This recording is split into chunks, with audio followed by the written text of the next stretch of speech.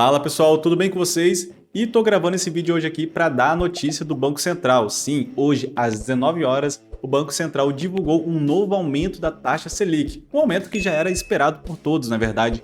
Mas você sabe quais são os impactos desse aumento da taxa Selic nos seus investimentos? É o que eu vou mostrar para vocês no vídeo de hoje. Então, sem mais enrolação, vamos embora lá pro vídeo.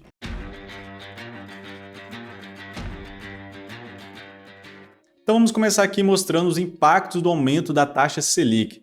Então o Banco Central aumentou a taxa Selic para 7,75% ao ano, tá bom, pessoal? Então ela estava antes 6,25% e o governo aumentou então 1,50%, ficando na casa ali dos 7,75%. Então só para te dar uma olhada aqui no breve histórico, né? Desde 2015 a Selic estava lá altíssima, né? 14,25%. E desde lá ela vem sofrendo uma queda, uma redução, e chegou no seu mínimo histórico de 2%, que foi ano passado, basicamente. Só que por conta da crise, né, essa demanda toda mundial, o governo se viu tendo que aumentar a taxa Selic, subindo para 7,75%. E por que ele está aumentando a taxa Selic? Justamente, pessoal, para controlar a inflação. Para quem não está acompanhando, o acumulado da inflação nos últimos 12 meses, o IPCA, já está batendo na casa de 10,25%. Então, se você tinha um dinheiro, né, de R$100 há 12 meses atrás, esses R$100 no dia de hoje passou a se desvalorizar em 10,25%. É muito importante a gente falar a palavra desvalorizar, porque não é o produto que aumenta de preço, é o seu dinheiro que perde valor frente a esses produtos e serviços. Então a gente viu aí nos supermercados que as coisas estão ficando caras, na verdade, mas não é porque elas estão aumentando de propósito. Na verdade é porque o seu dinheiro está valendo menos, tá bom? Por causa dos efeitos da inflação, tanto da crise e tanto também, né, por causa da parte econômica do país que não está indo muito bem também, beleza? Então vamos lá, vamos dar uma olhada aqui no Boletim Focus também dessa última semana. A gente pode olhar que o IPCA, o governo está ali avaliando ele para chegar num patamar até o final desse ano de 8,45. Eu acho um pouco difícil, né, porque a inflação ainda está descontrolada e esse aumento da taxa Selic está indo muito devagar. Então eu acho que está sendo muito otimista colocar que o IPCA vai cair para 8,45, tá bom? Se a gente dar uma olhada aqui na Selic, ele visualiza a Selic ali na casa dos 8,75. Então, como eu falei, esse aumento da taxa Selic já era esperado e ela vai aumentar ainda mais para as próximas reuniões, podendo chegar até 8,75. O governo vai subir ela, tá, pessoal? O Banco Central vai continuar subindo até controlar a inflação. Então, ele vai subir o necessário que for. Igual a gente viu lá em 2015, pode chegar a 14%? Pode chegar a 14%, tá bom? Se a gente olhar que o IGPM também está bem elevado, ó, 18% na visão do governo, e o IPCA administrados, ou seja, são aquelas concessionárias elétricas, principalmente que é controlado pelo governo, a gente pode perceber que está batendo aqui, ó, na casa dos 13,50. Por isso que hoje em dia a conta de energia elétrica está muito elevada, tá bom? E se você verificar aqui, há 4 semanas era 13,50. E hoje o governo já aumentou essa expectativa, ou seja, o cenário não está bom para nós, tá bom? Agora vamos falar aqui então dos impactos dos seus investimentos e vamos começar aqui pela renda fixa. Hoje, então, a poupança ela passou a render mais, porque hoje, na atual regra, a poupança ela tem que render 70% da Selic.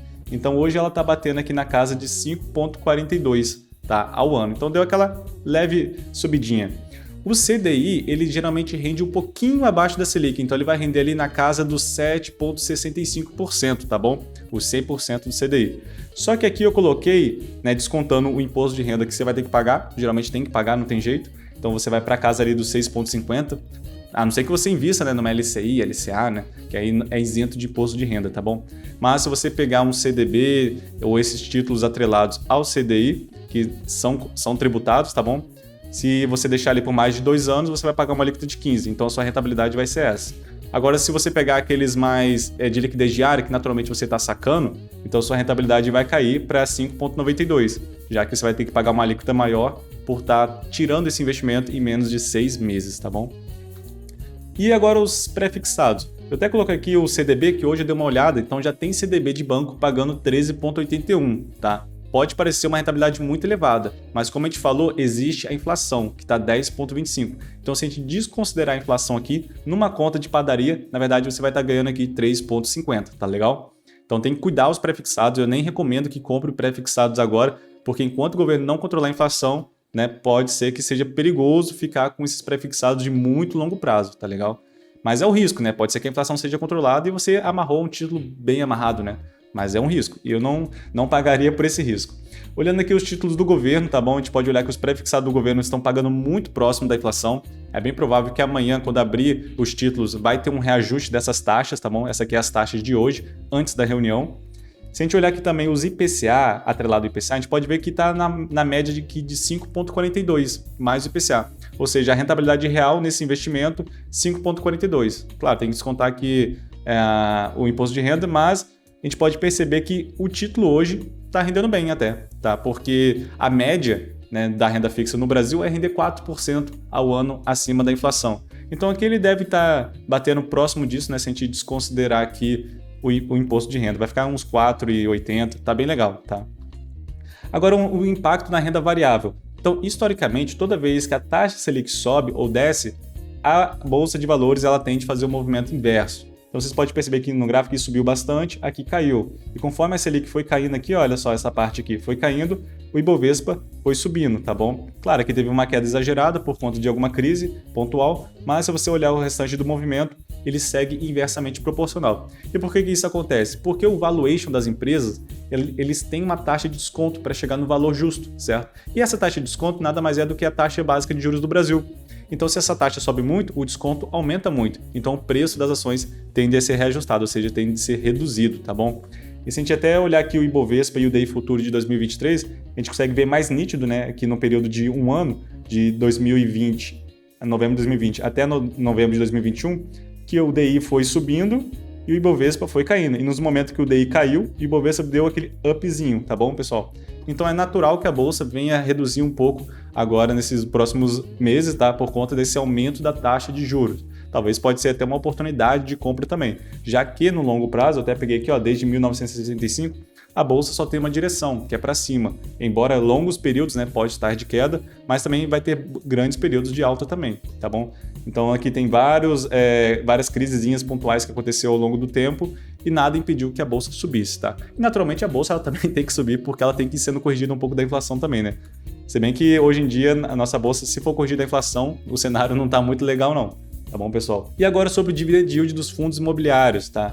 Então, os fundos imobiliários, o dividend yield ele vai tender a pagar um pouquinho mais, porque a taxa de juros está subindo, o preço das cotas está reduzindo, então é normal que o yield dê um upzinho, tá bom? E normalmente ele vai estar sempre acima aqui do Tesouro Direto, tá? Ele geralmente vai pagar um prêmio de risco aqui, ó, de 2% a mais, em alguns casos até 3%. Então essa linha aqui de cima é a média dos fundos imobiliários, o IFIX, e embaixo é os títulos do governo. Então vocês percebam que os fundos imobiliários tendem a sempre pagar um yield maior do que os títulos do governo, justamente porque ele é de renda variável, né? Então ele tem um certo risco e por isso o prêmio de risco tem que ser compensado. Então você dê uma verificada nos seus fundos imobiliários, porque aqui é a média. Pode ser que algum deles esteja abaixo dessa média, então é bom dar aquela selecionada para verificar se o Tesouro Direto não está pagando mais do que o seu fundo imobiliário, beleza? E por fim, agora vamos falar do dólar, tá? Então o dólar é um caso sério, né? Desde 1994 o dólar só teve uma direção, que é o quê? Para cima, tá bom, pessoal? Então embora teve alguns momentos de queda e tal, mas o dólar sempre está indo para cima. E qual é essa relação com a Selic, né? O que acontece é o seguinte, quando a Selic sobe muito, a renda fixa fica atrativa e a bolsa ela fica descontada. Então o investidor estrangeiro que tem dinheiro em dólar, ele transfere os dólares para cá, que ele vai ter muito mais reais, tá? Ele vai conseguir comprar a bolsa muito mais barata, ou ele vai conseguir, né, atrelar os seus investimentos à renda fixa muito mais atrativa. Então essa injeção de dólar dentro do país faz com que o dólar caia. Mas por que então que o dólar não está caindo mesmo com a taxa de juros subindo muito? Não está caindo porque a nossa inflação está muito elevada. Então, se a gente comparar o nosso país com outros países, existem outros países muito mais seguros que o nosso, politicamente, economicamente, e que estão com taxas reais muito maiores que a nossa. Então, o investidor estrangeiro, ele compara, ele não é burro, ele vai olhar, ó, Brasil, altamente arriscado, política e parte judiciária tá um trololó danado. Vou investir ali ou vou investir em outro país ali no México, por exemplo, que está mais controlado? Ele prefere investir o dinheiro lá. Então lá o dólar vai cair e aqui o dólar vai continuar subindo, porque a tendência é o investidor também às vezes até sair do Brasil, tá legal?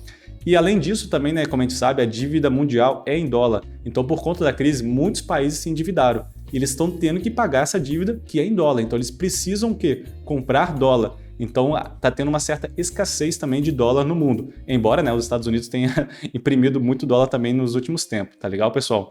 Então é isso aí, espero que vocês tenham gostado do vídeo de hoje. Se gostou, já deixa aquele like, curta e compartilha. Eu me prolonguei um pouquinho mais aqui, pessoal, mas foi necessário para te relembrar aqueles conhecimentos de base que todo investidor tem que estar afiado, beleza? Então vou ficando por aqui, até uma próxima e valeu!